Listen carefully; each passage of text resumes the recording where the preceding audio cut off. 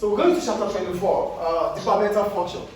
When we talk about departmental function, it's simply talking about each department, each unit within the organization. Because it's an organization, it's definitely going to have different units, and each unit will perform different functions. So that takes us to departmental function. So for every organization, we're going to have maybe human resources department, logistics department, the finance department, and so on. So each department will have its own role and function. So we're going to start with human resources department. For the human resources department, we have the human resources manager.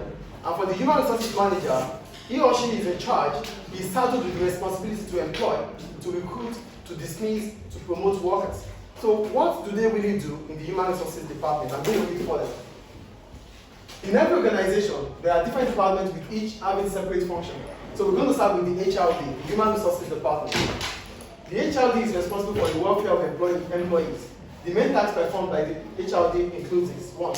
The workforce planning. Hello, stop that already, please. Stop. The first function of the Human Resources Department is workforce planning. When we talk about workforce planning, it's simply talking about finding out the numbers of workers needed within the organization. Oh, we need 5 workers, we need 10 workers. It is the HR that determines which numbers of workers are needed and how to get them employed. Do you understand workforce planning? Yes. The second one, recruitment and selection. As soon as the HR understands or finds out the numbers of workers needed, then it goes on through the recruitment and selection process to choose or to select the appropriate individual that is suitable or capable to do the job. The third one, training. The HR department, the Human Resources Department, is also involved in training. That means improving the skills and knowledge of employees. So it is the HR department, the Human Resources Department, that trains or improves the skills of workers. That's another function from the HRD. The next one, health and safety. It is important for workers to know about health and safety. So it is the Human Resources Department that trains workers on health and safety, the guidelines towards health and safety. The next one, staff welfare. When we talk about staff welfare, we're talking about how conducive the work environment should be. So it is the Human Resources Department that puts these in order, these things in order.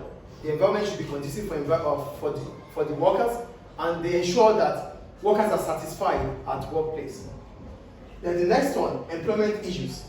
The Human Resources Department decides on the job description, what each worker has to do within the organization, and whatever needs to do with contracts of potential employees or existing employees. It comes through the Human Resources Department. The next one, dismissal. The Human Resources Department also, because it recruits workers, it also has the responsibility or the duty to dismiss workers. But workers are not just going to be dismissed. They are being dismissed if they are incapable to do their job, or they are charged with misconduct. Misconduct simply means they are going against the policies of the company.